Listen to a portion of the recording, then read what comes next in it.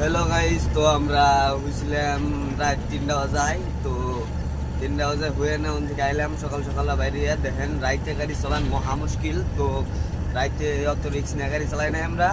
তো এখন গেতাছি সকাল সকাল কয়টা বাজে দেখেন আপনারা, সকাল 7টা বাজে। এখন দেখেন একটুকে উষো ছাড়া নাই, একবারে আন্ধার রাইতের মতন হয়ে গেছে গা।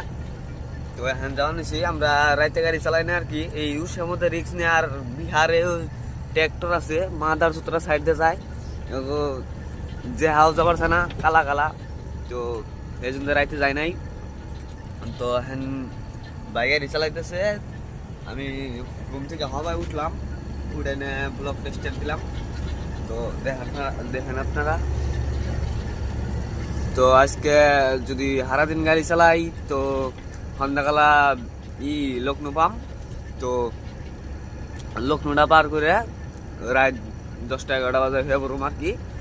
তো রাইতে বেশি গাড়ি চালান যাবো না। আর এই যে আপনাকে যে ট্র্যাক্টরের কথাটা কইলাম, এই যে এই হালার মুখো না পিছনে ব্যাকলাইট আছে না কিছু আছে, এই ডাইরেক্ট এই পাশে গুটগুটায় যায় থাকবো। তো এই জন্য গাড়ি স্পিডে গেলে ঢালা করতে দেওয়া যায় না, এই জন্য আমরা রাইতে গাড়ি চালাই না। গাড়ি সাইড করে ছেড়ে দিলে ওই রাস্তার মধ্যে ছিঁড়ে ছেড়ে দেবো। কি কম আর কিছু কর কিছু নাই। আর তামা মুশ পড়ছে, আর ঠান্ডাটাও বহুত বয়া বোঝা হাম না। আমি দেখেন দুইটা কম্বল গাই দিছি।